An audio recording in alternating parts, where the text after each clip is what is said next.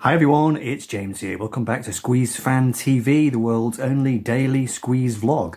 And today, going to be doing, hopefully, an interesting topic. Just going to be talking about the ups and downs of Squeeze. And I've come up with a list of 5 ups and 5 downs. So Squeeze are a band, clearly, that have been around for a long time. Any group who have been around for as long as they are will have had ups and downs in their career, times when things were good, times when things were bad, when things went wrong, went right. I think Squeeze have had their share of misfortune. I think they've also had some great good fortune as well. Some of the stories are well known, and it'll be interesting to see what people think of my list, whether I've missed anything, whether there's anything that you would add. So I'll do what teachers do and start with the negatives. I'll do 5 negatives, 5 downs, and then I'll finish with 5 ups. And it's interesting how they're kind of, all these things are interrelated really. Anyway, see what you think. So, downs. Number 1, chart failure. Now, failure is a bit of a negative word. Squeeze did have some chart failure, failure meaning when songs just literally did nothing. I'm thinking of those early songs, Bang Bang, Christmas Day. Maybe a couple of songs later on did absolutely nothing. But I suppose those songs are in the minority. A lot of songs didn't do as well as predicted or as expected, and to this day, you talk to casual music listeners who assume that Squeeze had all these big hits, and in fact an awful lot of those songs were not big hits at all. Most of the songs on 45s and unders were not huge hits. We all know this. We don't need to go over this in too much detail, but that's number 1. Chart failure, or not as much chart success as a band as great as Squeeze should have had. That's my first down. And then virtually all these other downs are kind of related to that really, or you could maybe say that these next 4 things are the reason why the chart failure was there. I don't know. Lack of an image. I think this is something that dogged Squeeze throughout their career. Whether it was a bad thing that they didn't have an image or not, that's a moot point. You could say it's a good job that they didn't look like Kajagoogoo, for example, so maybe it wasn't a bad thing that they weren't very recognisable. I think by the same token, you could argue, though, that it did hold them back in some ways.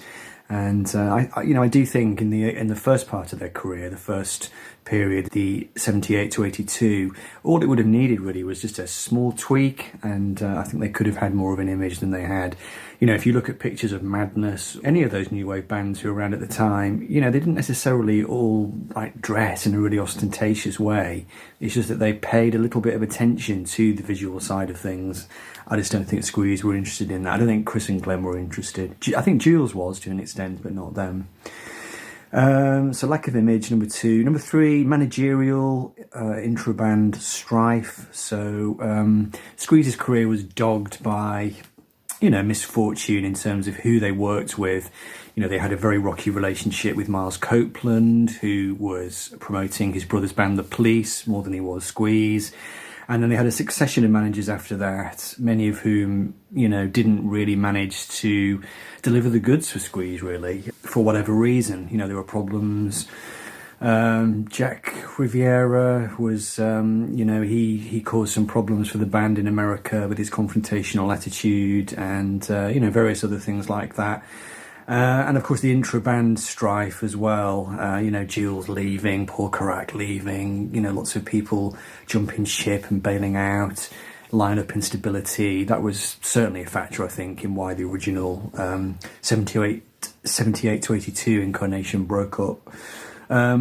So yeah, we'll have that as number 3. And number 4, I guess, is very closely related to that. I've just put lack of record company support or interest.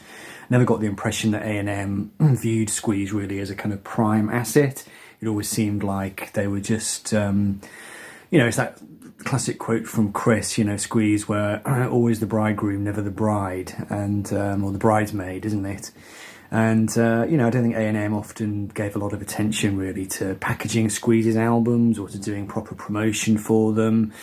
A&M dumped Squeeze twice, so they never really seemed to have that really strong record company backing. And, again, I think that would be a down in their career.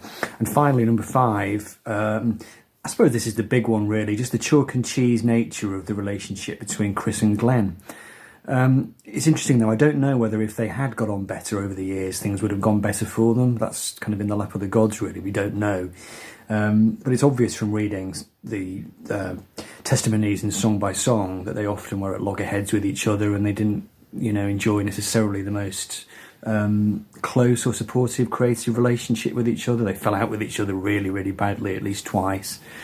And that's got to, I suppose, in the end, that's got to impede a band's progress when you've got when the two main guys in the band are not getting along. And to this day, apparently, according to Chris, they're not best mates or anything. They're kind of work colleagues and whatever. So, yeah. So, anyway, five downs, so-called. And let's look at the ups and try and finish on a positive. So, number one, Squeeze's longevity. My God, who would have thought that they would still be around to this day? It's interesting that Chris used to predict back in the day, if you read those interviews back in the early 80s, Chris was always predicting, oh yeah, we'll be around long after everybody else has gone. I think he used the analogy of washing powder. I think he compared Squeeze to Daz, and said, once all the other fancy washing powders have all disappeared from the supermarket shelves, we'll still be there. And he was completely right. Obviously, they've had these breaks, one really long major break actually from the end of the 90s, and then obviously you had the earlier break. But they have generally, always been there, and they've never done the package tours or anything like that. And when they've got back together, it's never felt like a kind of tedious reunion. People don't say, oh God, Squeeze have got back together again. Who needs that? Whenever they reform, there always seems to be this sort of quite joyous reaction, really, from people. So that's a big one, I think. Number two, I put critical success. And this is an interesting one because when Squeeze first started, they did not get a lot of positive reviews in the press. I think it was partly because of the way that they'd come into the middle of the punk scene when they first broke, and I think quite a lot of music journalists had a particular expectation of what they thought bands should be like, and Squeeze, I think, were often seen as being not quite measuring up to that, or maybe even being interlopers onto the scene. But then I think something changed really from Up the Junction onwards, maybe. I think critics started to realise actually that this band has got a real musical and lyrical pedigree.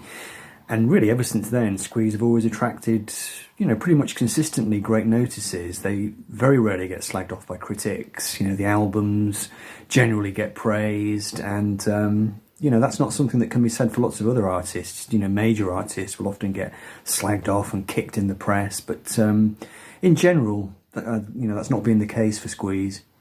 Number three, I put commercial success, and we mustn't forget, Squeeze did have commercial success. They had top two singles, they had a number 4 single, they had whatever Hourglass was, number 16, 17, they had a couple of, minor hits later on. It's not as if they had no commercial success at all. They had the 45s and Unders compilation, which was, I think they got to number 3, did it, in the UK, and was a big seller in America, and one of the latter day albums did really well in the charts. I think it was Cradle to the Grave, did great, So it's not as if they've had no chart success. They've actually had pretty damn good chart success over the years compared to a lot of people, a lot of bands who were around at the time. And so, we shouldn't say, oh yeah, they had no success. Clearly they did. And, if I'd been in a band as big as Squeeze, I would be very happy and very satisfied. Number 4, quality control and artistic integrity, I think, is something that Squeeze have always had. A little bit of interference here and there, I think, from A&M. I'm thinking around about the time of the Ridiculous album. Maybe some questionable choices over production in the 80s, but I mean, who was not guilty of that in the 80s? Everybody went down that path. But in general, I think the quality control thing has been a really big feature of Squeeze's career. They've done so many good songs. As I'm experiencing again, making these videos, making these Song of the Day videos, just being aware how spoilt for choice I am in terms of choosing which songs I'm going to look at. There are just so many great songs from so many different parts of their career. I struggle to think of many other artists who have done that, who have had a long career, but also filled it with just really great material. I think it's a really rare achievement in the world of pop and rock music. So I will definitely give a thumbs up to that. And the final one, this is interesting because this was also on the other list, strangely, but I've put the varied lineups that Squeeze have had.